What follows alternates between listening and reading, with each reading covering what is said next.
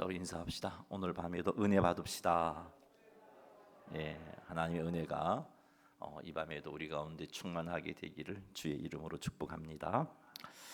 우리가 읽은 말씀은 언어 생활에 관해서 앞부분은 교훈해주고 있습니다. 그리고 의인의 삶에 대해서 하나님이 약속해 주시는 그 복에 대해서도 언급하고 있습니다.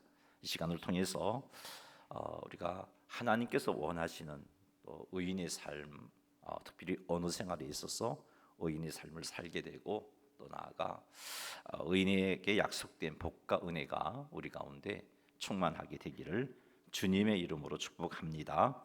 자, 17절 말씀 같이 한번 읽어보겠습니다.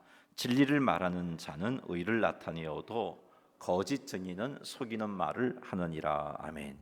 자, 이 말씀은 진리를 증언하는 자와 거짓을 증언하는 자를 대조해서 진리를 증언하는 삶을 살 것을 성도들에게 촉구하는 말씀입니다.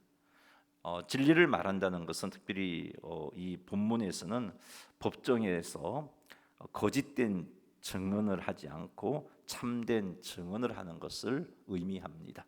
그리고 사람들과의 꼭 법정이 아니더라도 사람들과의 관계 속에서 참된 증언, 거짓 증언이 아니라 참된 증언을 하면서 다른 사람들로 하여금 억울함을 당하지 않게끔 하는 그런 것을 의미합니다. 이렇게 진리를 증언하는 사람은 의를 나타낸다라고 말하고 있습니다. 여기 의는 공의를 의미합니다. 공의로우신 하나님께서는 하나님의 자녀된 우리들에게 공의로운 삶을 살 것을 요구합니다. 그래서 우리가 의인이라고 하나님의 은혜로 칭함을 받고 있지 않습니까? 그렇다면 우리의 삶 가운데서도 이런 항상 진리를 증언하는 삶을 살아서 공의를 나타내어야 한다는 것을 깨닫습니다. 공의를 행하시는 하나님께 속한 성도들을 그 성도들의 삶, 의인의 삶은 진리를 증언하는 삶을 살아가야 합니다. 자, 그런데 이 진리를 증언한다는 것이 쉽지만은 않습니다. 때로는 이 일로 인해서 굉장히 귀찮은 일이 생길 수도 있고요. 때로는 손해를 당할 수도 있습니다. 그럼에도 불구하고 성도들은, 하나님의 백성들은 진리를 증언해야 한다는 것을 오늘 이 말씀이 우리에게 도전해 주고 있습니다.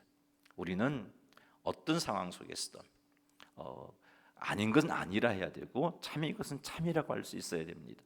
내가 본 것에 대해서 거짓 증언을 해서는 안 되고 제대로 된 진리를 증언하는 자가 되어야 합니다. 자, 이렇게 할 때 하나님의 공의를 이룰 수 있습니다.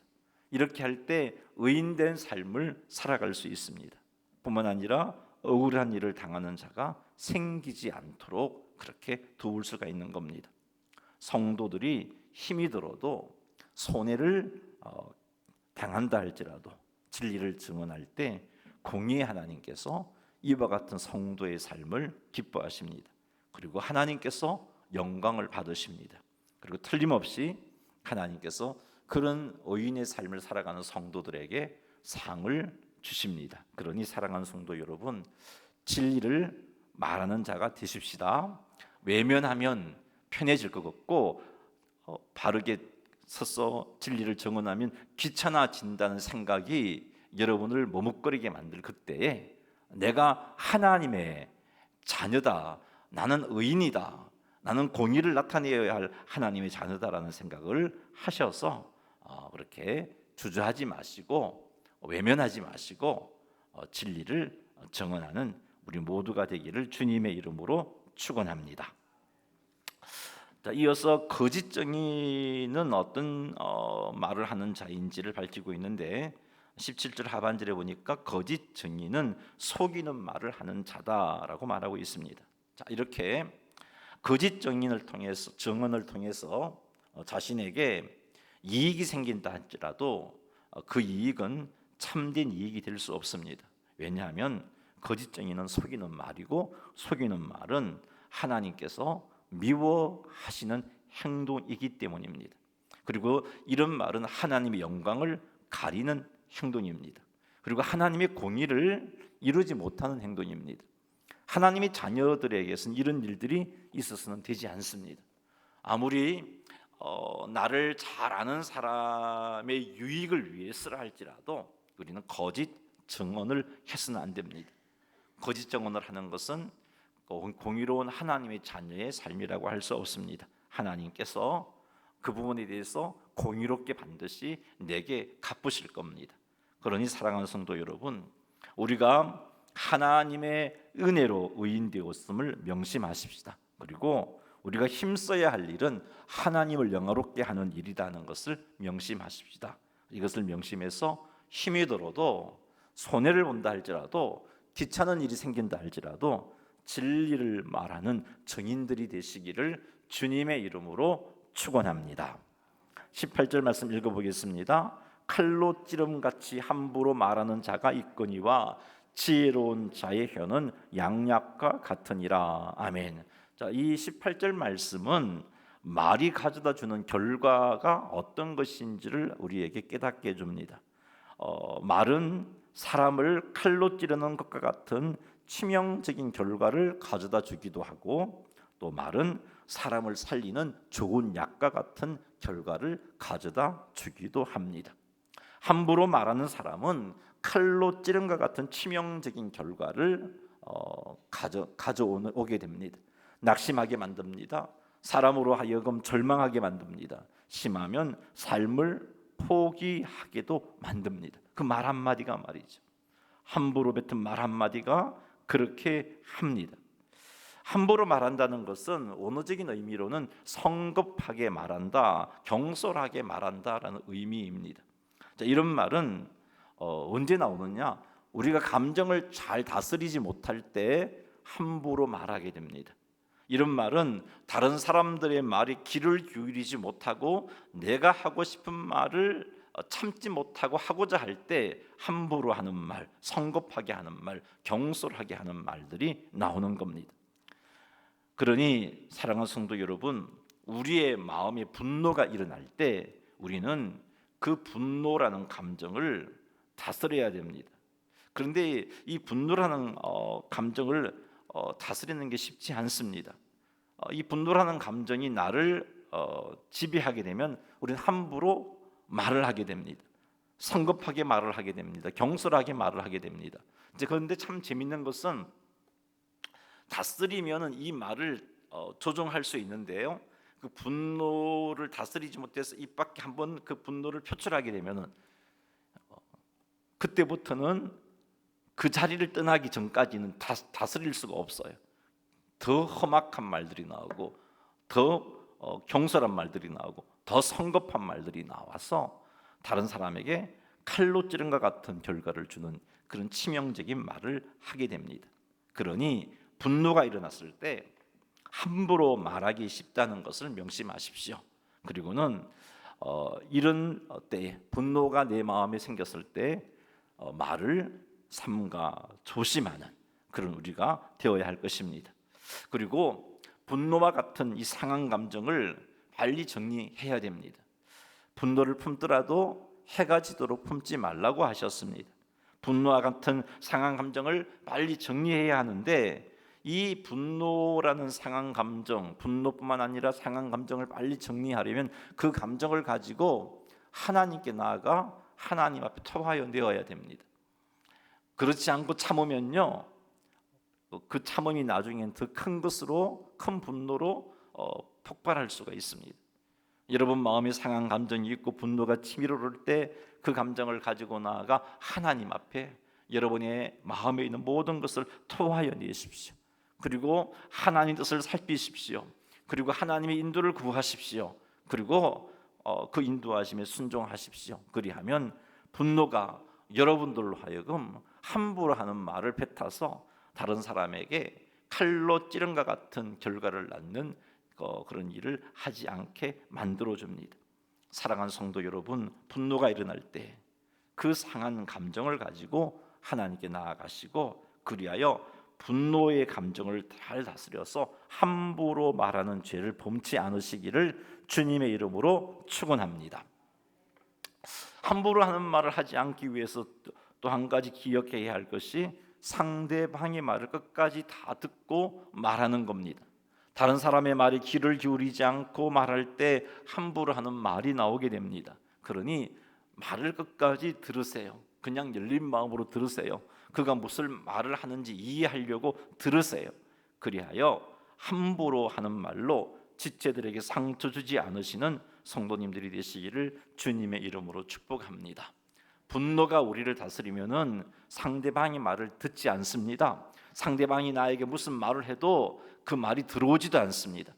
그래서 계속해서 상처 주는 말을 하기 쉽습니다. 그러니 앞에서도 말씀드렸지만 분노의 감정을 다스려야 되고, 그리고 상대방의 말을 마음을 열고 끝까지 들으려고 애쓰시고, 그래서 들으셔서 우리의 말로 함부로 하는 말을 빚지 말고 또 남에게 칼로 찌른 것 같은 상처를 주는 그런 말을 하지 않아야 할 것입니다. 자, 이렇게 함부로 하는 말은요, 남에게 상처 주는 말이고 칼로 찌른 것 같은 결과를 낳는다 했잖아요. 자, 이런 말은 성도와는 어울리는 말이 아닙니다. 성도랑 어울리지 않는 말이에요. 성도인 우리는 함부로 하는 말이 아니라 남을 칼로 찌르는 그런 말이 아니라 치유하고 회복하는 말을 뱉어야 돼요. 그것이 하나님의 자녀인 우리가 해야 할 말입니다. 18절 하반절 말씀을 읽어보면은 성도에게 어울리는 말을 가르쳐주고 있습니다. 그게 뭐냐? 지혜로운 자의 혀라고 밝히고 있어요. 지혜로운 자의 혀는 양약과 같다라는 겁니다. 자, 이 말이 의미하는 것은 지혜로운 자의 말은 사람을 치유하고 회복시키는 결과를 낳는다는 거죠. 낙심한 사람을 위로하고 절망한 사람으로 하여금 희망을 품게 하고 죽음으로 달려가는 사람을 생명의 길로 인도하게 된다는 겁니다. 어떤 사람이 지혜로운 자일까? 성경에서 지혜로운 자는 하나님을 구원자와 주님으로 믿고 하나님을 의지하며 하나님의 인도를 구하고 그 인도하심을 따라가는 자가 지혜로운 자입니다. 하나님의 주권을 인정하고 그 인도하심에 순종하는 자가 지혜로운 자입니다. 이런 사람은 자신의 감정에 휘둘려서 말하지 않습니다. 이런 사람은 하나님께서 기뻐하시지 않는 말을 삼가 조심합니다. 이런 사람은 하나님의 뜻을 따라, 하나님의 인도를 따라 말합니다. 그래서 죄로 죽은 영혼들을 생명의 길로 인도하기도 하고, 낙심한 사람, 절망한 사람에게 위로와 희망을 주는 일을 하기도 하는 겁니다. 성도들에게 하나님께서 원하시는 언어 생활은 지혜로운 자의 혀를 갖추어서 살리는 말, 위로하는 말, 희망을 주는 말을 하기를 원하십니다.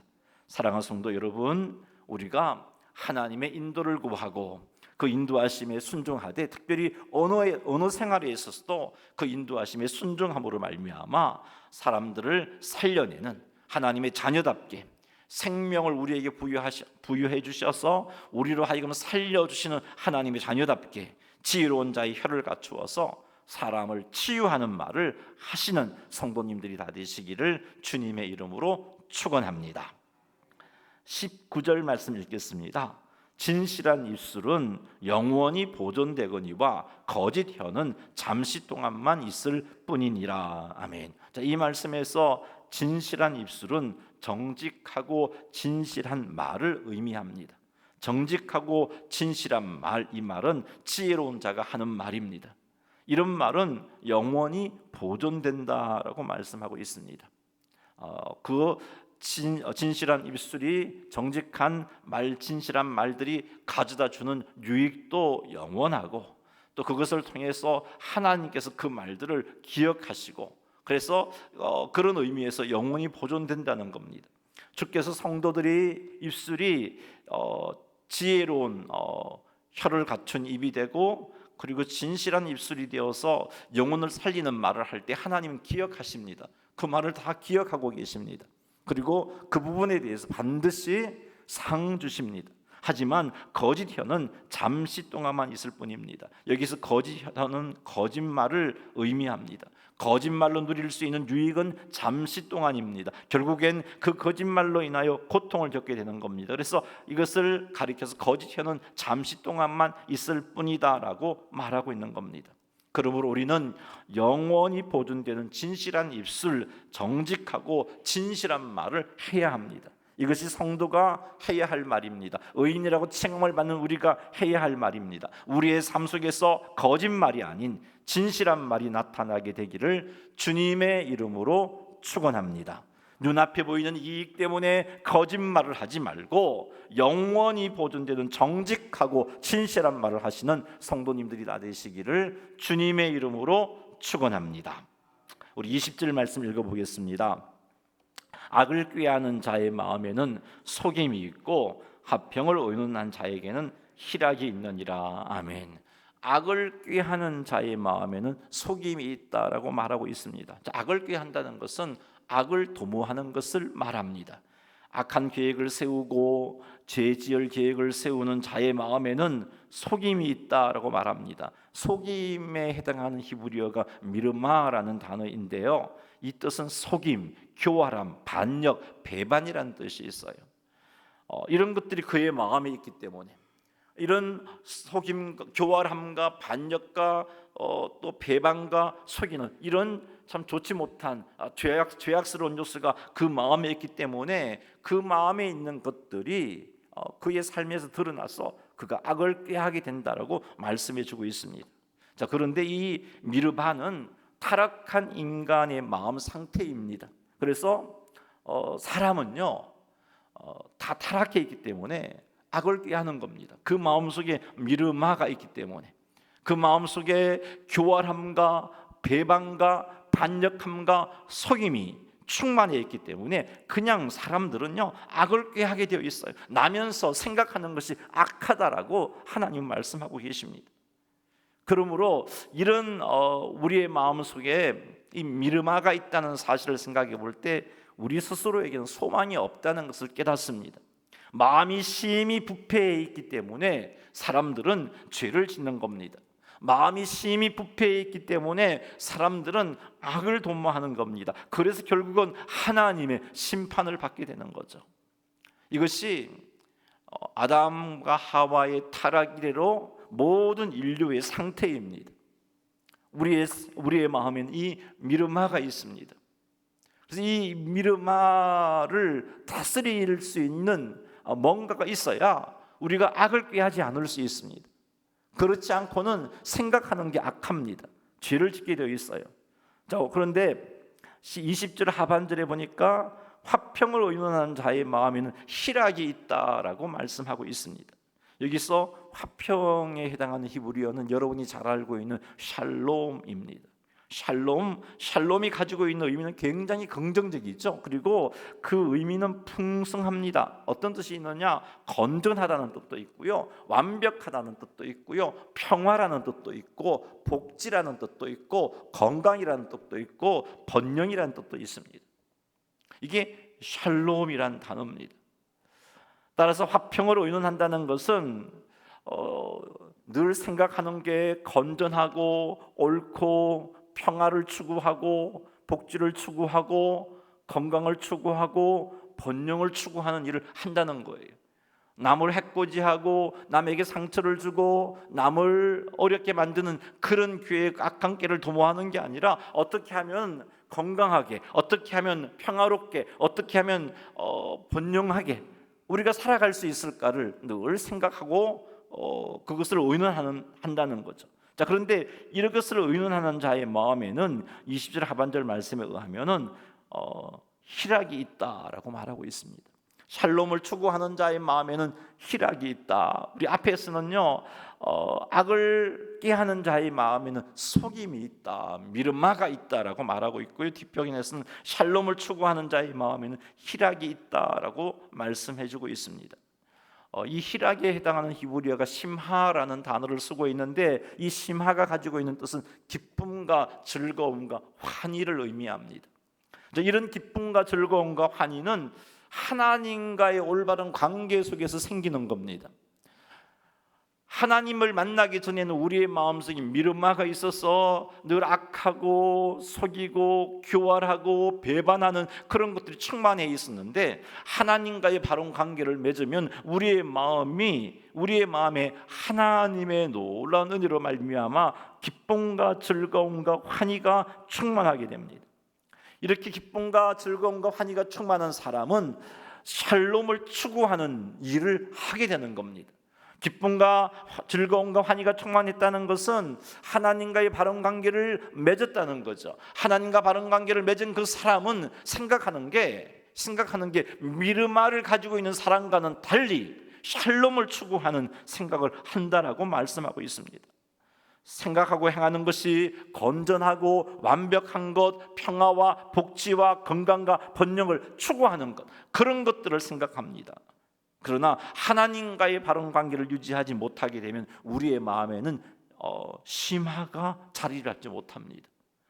주께서 주시는 기쁨과 즐거움과 환희가 자리 잡지 못합니다. 이 희락이 자리 잡지 못하면 우리의 마음은 만물보다 심히 부패한 게 우리의 마음이라 했잖아요. 우리의 마음인 미르마가 자리 잡게 됩니다. 속임과 교활함과 반역과 배반과 같은 부정적인 것이 자리 잡게 됩니다. 이것이 우리 마음속에 있으면 악을 꾀하게 되어 있어요. 이것이 우리의 연약함입니다. 그러므로 우리는 항상 하나님과의 바른 관계를 유지해야 합니다. 하나님과의 바른 관계를 유지해야 돼요. 성도들은요, 의인답게 살아야 하는데, 그러기 위해서는 하나님과의 바른 관계를 유지해야 돼요. 내가 성도이니까 한번 의인답게 살아볼까? 그렇게 결심한다고 되는 게 아니에요. 하나님과의 바른 관계를 유지해서 내 마음속에 심화가 있어야 돼요. 즐거움이 있어야 돼요. 그럴 때 하나님께서 원하시는 삶을 살아간단 말이죠. 사랑하는 성도 여러분, 하나님과의 바른 관계를 유지하는 일에 힘쓰시기 바랍니다. 그리하여 성도답게 사시기 바랍니다. 의인답게 사시기 바랍니다. 하나님과의 바른 관계를 유지하기 위해서 우리가 가장 우선적으로 힘써야 할 것이 예배를 소중히 여기는 겁니다. 사랑하는 성도 여러분, 그래서 우리가 공예배에 빠지지 말자고 하는 거예요. 공예배. 예배를 통해서 하나님을 만나야 되고, 예배를 통해서 하나님의 은혜를 회복해야 되고, 예배를 통해서 하나님을 만남으로 치유받는 역사가 일어나야 됩니다.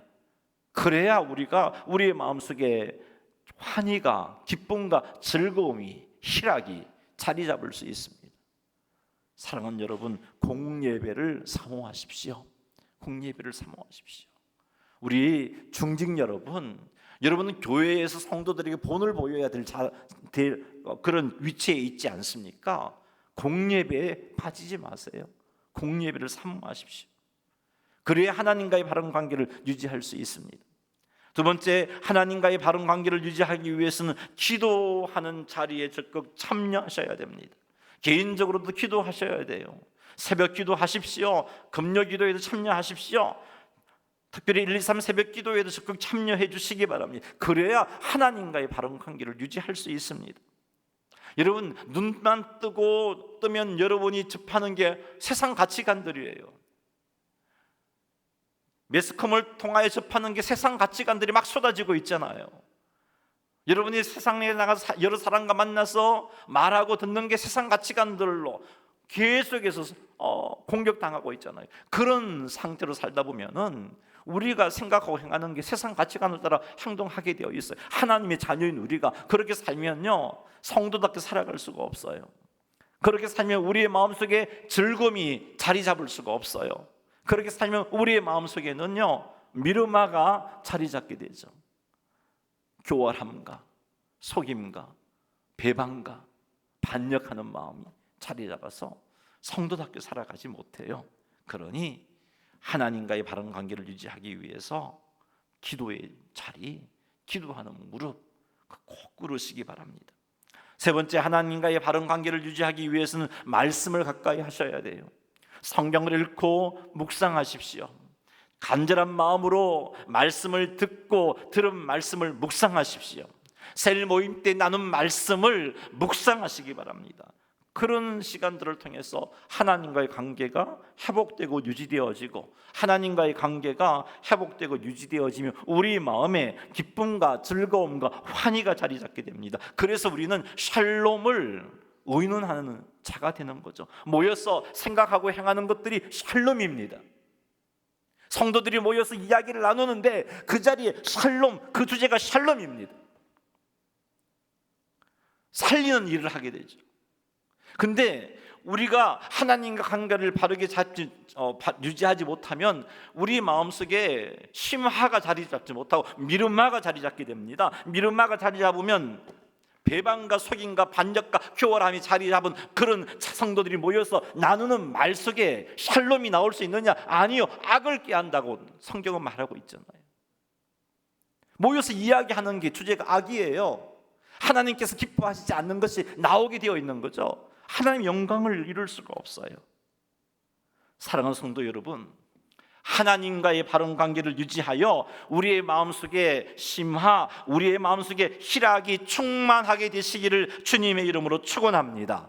그래서 여러분이 모였을 때 그 모이는 그 곳곳에서 샬롬이 나타나고 샬롬을 드러내는, 샬롬을 추구하는 그런 셀 모임, 그런 성도들의 모임, 그런 교회가 되기를 주님의 이름으로 축원합니다. 21절 말씀 같이 한번 읽어보겠습니다. 시작.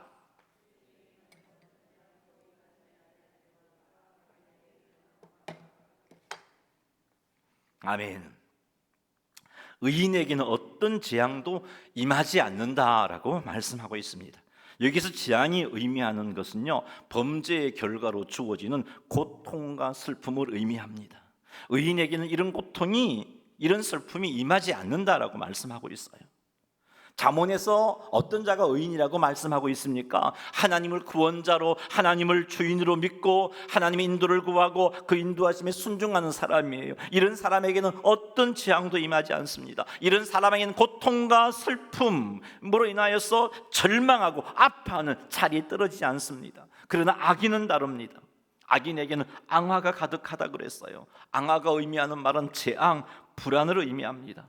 악인의 삶에는 재앙이 따라오고요, 불안이 떠나가지 않습니다. 늘 마음이 불안합니다. 잠언에서 악인은 어떤 사람인가요? 하나님을 믿지 않고 자신의 힘으로 살고자 하는 사람이에요. 이런 사람에게는요, 그 마음이 심히 부패해 있기 때문에 생각하는 것이 악합니다. 여러분, 하나님을 믿지 않고 자기 힘으로 살고자 하는 사람 마음속에는요, 즐거움이 있을 수가 없어요. 불안이 있습니다. 그리고 앞에서 말씀드렸듯이 미루마가 자리 잡아요. 그래서 생각하는 게 악할 수밖에 없습니다. 그래서 악을 생각하고 악을 계획하고 악을 행하는 자가 되고 마는 거죠. 그게 잠언에서 말씀하신 악인입니다. 사랑하는 성도 여러분, 우리는 예수님을 구주와 주님으로 믿고 있는 자들입니다. 따라서 우리는 하나님으로부터 의인이라고 칭함을 받은 의인들입니다. 의인이라 칭함을 받은 우리에게 어떠한 재앙도 임하지 않는 삶이 사라져야 돼요. 그런 삶을 살기를 원한다면 우리는 삶 속에 철저히 예수님의 구원자 되심, 예수님의 주인 되심을 믿어야 하고, 이 믿음으로 주님의 인도하심을 추구하고 그 인도하심에 순종하는 삶을 살아가야 합니다. 그래야면 죄로 말미암아 겪게 되는 고통과 슬픔이 오지 않는단 말이에요. 죄로 말미암아 겪게 되는 고통과 슬픔이 오지 않습니다. 그런 의미로 해서 어떠한 재앙도 임하지 않는다라고 말씀하고 있는 겁니다. 사랑하는 성도 여러분, 철저히 예수님을 구주와 주님으로 믿으시기 바랍니다. 그리고 삶 속에서도 예수님을 구원자와 주님으로 믿는 삶이 나타나시기 바랍니다. 이렇게 하여서 죄를 지어서 겪게 되는 고통과 슬픔이 임하지 않는 삶을 사십시다. 그리하여 세상과 구별된 삶을 살아 하나님께 영광을 돌리고 세상 사람들에게는 거룩한 도전을 끼치는 성도님들이 다 되시기를 주님의 이름으로 축원합니다. 말씀을 믿습니다. 거짓 정언은 성도들과는 어울리지 않는 것입니다. 거짓 정언을 통해서 순간적으로 이익을 얻을 수 있을런지는 몰라도 그게 영원한 게 아니에요. 성도는 진리를 정언해야 합니다. 진리를 정언하여 거룩한 하나님 자녀답게 공의를 나타내야 됩니다. 의를 나타내야 됩니다. 우리가 공의를 나타낼 때 하나님은 기뻐하십니다. 공의의 하나님 기뻐하십니다. 우리가 공의를 나타낼 때 공의의 하나님 영광 받으십니다. 그것이 우리의 사명입니다. 하나님을 영화롭게 하는 것. 사랑하는 성도 여러분, 진리를 정언함으로, 그것이 때로는 귀찮아질 수도 있을지 몰라도, 때로는 손해 볼 수 있을지 몰라도 진리를 정언함으로 공의를 드러내어서 하나님께 영광을 돌려드리고 하나님의 기쁨이 되시는 삶을 사시기를 주님의 이름으로 축원합니다. 함부로 말하지 마십시다. 경솔하게 말하지 마십시다. 함부로 말하지 않으려면 두 가지를 조심해야 된다고 그래서 감정, 분노라는 감정을 잘 다스려야 된다고 그랬죠. 그리고 두 번째, 상대방의 이야기를 잘 들어야 됩니다. 마음을 열고 들어야 돼요. 이렇게 사셔서 함부로 말하지 않는 우리가 되기를 바랍니다. 눈앞에 보이는 이익 때문에 거짓말하지 말고 영원히 보존되는 정직하고 진실한 말을 하시는 성도님들이 되시기를 바랍니다. 하나님과 친밀한 관계를 유지함으로 마음에 주님께서 주시는 희락이 충만하게 되고, 나아가 모여서 이야기할 때 샬롬이 드러나고 샬롬을 경험하고 샬롬이 주제가 되는 그런 삶을 살아가시는 성도님들이 되시기를 주님의 이름으로 축복합니다. 마지막으로 철저히 하나님을 믿는 믿음으로 주님의 인도하심에 순종하셔서 우리의 삶 가운데 정말 의인의 모습들이 더 많이 드러나고, 그리하여 어떠한 재앙도 임하지 않는, 죄로 말미암아 고통과 슬픔을 당하지 않는 성도님들의 삶이 되시기를 주님의 이름으로 축원합니다. 교회 소식 전하기